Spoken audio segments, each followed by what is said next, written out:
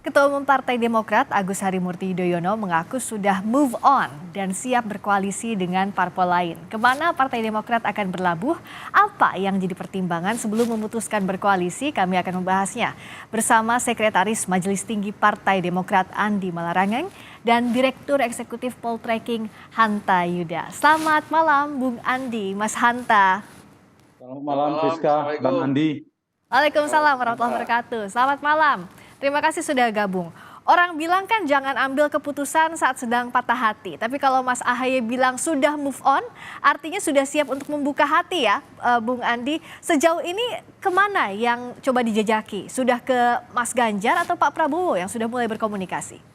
Ya, sekarang jelas kita sudah move on. Memang kemarin waktu weekend kemarin kita menata hati, tapi kemudian hari ini dan seterusnya sudah move on dan sedang menjalin komunikasi dengan partai-partai politik sahabat untuk menjajaki kemungkinan kami bergabung antara koalisi Pak Prabowo dan koalisi Mas Ganjar. Jadi itu yang sedang dalam dan akan kami lakukan dalam beberapa hari ini. Nah, yang mana yang menjadi pilihan kami nantinya tentu saja kami akan dalam komunikasi itu kami akan menjajaki pertama apakah kami bisa diterima dengan baik kalau bergabung di situ, kira-kira apa yang diharapkan bagi kami, peran-peran apa yang akan diharapkan juga bagi kami dalam koalisi tersebut. Nah, dan pandangan-pandangan lain di dalam kerjasama politik tentunya dalam rangka Pilpres 2024. Ini yang sedang dan akan kami jajaki dan dalam waktu tidak terlalu lama mungkin kita bisa mengambil kesimpulan. Tapi yang pasca patah hati kemarin yang sudah kontak Demokrat duluan siapa? Dari kubunya Mas Ganjar atau Pak Prabowo? Saya rasakan begini kan Pak, sebelumnya kan sudah ada kontak-kontak juga. Misalnya dengan Pak Prabowo di Pacitan, ketemu langsung dengan Pak SBY, Mbak Puan, ketemu dengan Mas Ketum, dan para sekjen kami kan juga sudah punya nomor telepon masing-masing dan rasanya sudah ada kontak-kontak di antara mereka. Tinggal kapan ketemunya dan ini kita lihat saja. Tentu saja pertemuan-pertemuan begitu tidak semuanya harus terbuka, tapi yang kami pastikan bahwa sudah ada kontak-kontak dan yang akan ditindaklanjuti. Mungkin ngopi-ngopi dulu lah. Setelah itu dalam diskusi-diskusi itu mungkin kalau ada pertemuan-pertemuan yang lebih resmi tentu saja kami siap. Yang jelas bahwa kami sekarang ini bebas untuk menentukan pilihan karena memang sudah tidak lagi jomblo lah kira-kira begitu. Kalau lagi jomblo gini paling indah memang masa-masa menata hati alias PDKT, bisa menjajaki dengan siapa aja. Tapi yang jelas dari dua koalisi ini, koalisi Mas Ganjar juga Pak Prabowo, ada hambatan atau tidak dari Demokrat misalnya nih? Kalau dengan Mas Ganjar kan ada PDIP, kita tahu sempat ada kebekuan hubungan antara Bu Mega dengan Pak SBY meskipun sudah dicairkan dengan pertemuannya Mbak Puan dan Mas Ahaye. Begitu pula dengan Pak Prabowo, memang sempat berkoalisi di Pilpres kemarin, tapi kan sekarang berbeda sisi. Yang satu oposisi, yang satu ada di koalisinya Pak Jokowi. Ini gimana, Bung Andi? Saya rasa tidak ada hambatan yang terlalu besar dalam arti kalau Pak Prabowo memang kami dulu sudah bekerja sama di 2019. Kalau Mas Ganjar kan sebenarnya kami juga mendukung Mas Ganjar pada waktu pemilu kepala daerah Jawa Tengah. Jadi sampai sekarang kan beliau masih gubernur, jadi sebenarnya kan yang mengusung juga Partai Demokrat. Jadi tidak ada masalah. Memang kemudian kalau dengan PDIP, alhamdulillah kita lihat proses silaturahim yang bahkan diliput oleh media antara Mbak Puan dan Mas Ketum Ahaye juga tampaknya menjadi viral. Ada harapan orang juga untuk melihat bagaimana proses ini menjadi proses rekonsiliasi nasional. Kita lihat saja. Yang jelas bahwa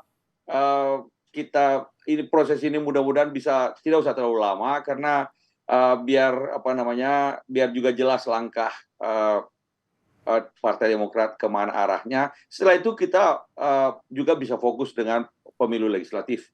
Memang nggak punya waktu lama untuk PDKT di tahap ini. Tapi kalau Mas Hanta lihat, mana yang sebenarnya paling menguntungkan?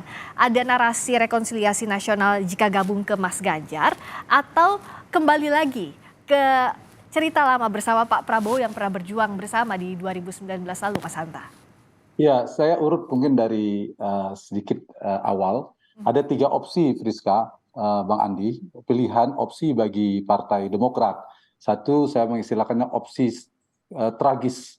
Yang kedua, opsi strategis. Dan yang ketiga, opsi realistis. Nah, nanti yang realistis ini yang sudah disampaikan oleh Bang Andi dan pertanyaan Friska. Kenapa saya mengistilahkan tragis? Kalau sekiranya Partai Demokrat kembali mengusung Anies Baswedan, kan kemarin turbulensinya kencang, tiba-tiba harapan PKS kan Demokrat balik lagi. Ini saya kira peluangnya sangat kecil sekali. Tapi kalau ini kejadian ya tragis menurut saya. Tapi kemungkinan kecil. Yang kedua adalah pemilih opsi strategis, yang ini juga sedang ada wacana yang muncul. Strategis buat Partai Demokrat, yaitu membangun koalisi baru. Tapi potensinya juga meskipun ada relatif kecil juga. Karena ada persyaratan Demokrat harus berhasil mengajak PKS. Artinya PKS gagal bersama Anies Baswedan kembali meninggal seperti Partai Demokrat minggat juga. Nah, kalau misalnya PKS juga keluar bersama Demokrat mau membangun opsi baru dengan poros baru, kutub politik baru, ditambah P3 lepas dari Ganjar, 3 partai itu membuat koalisi baru, mengusung nama Mas Ahy dan salah satu nama wacananya ada Sandi, ini strategis. Kenapa? Pastilah Mas Ahy masuk sebagai wapres minimal, bahkan berpotensi menjadi capres. Strategis, tapi peluangnya cukup berat, seperti saya katakan tadi. Nah, yang ketiga kita masuk ini yang paling realistis. Realistis itu kan sudah di depan mata dan Bang Andi saya kira sangat paham politik dan memetakan tidak bicara nomor 1, nomor 2. Potensinya paling besar yang realistis, yaitu bergabung ke salah satu koalisi yang sudah ada. Dan peta yang sekarang yang memungkinkan tendensi politiknya memang tripolar. Ada 3 polar politik, Anies Baswedan, Ganjar, dan Prabowo. Dan pilihan bagi Partai Demokrat ada 2. Kalau saya mengurutkan mana yang paling dipilih Demokrat, pastilah yang menawarkan AHY sebagai cawapres. Tetapi dibandingkan tadi yang strategis nama AHY, yang di 2 ini tidak begitu besar peluang Mas AHY menjadi cawapres. Bukan tidak ada, tidak terlalu besar. Kenapa? Karena masing-masing sudah punya nama-nama kuat, Priska. Pak Prabowo sudah ada nama Erick Thohir, bahkan belakang ada Mas Gibran, di Ganjar juga ada 4-5 nama. Tapi jangan lupa disebut juga nama Mas AHY kan oleh Mbak Puan. Juga menarik.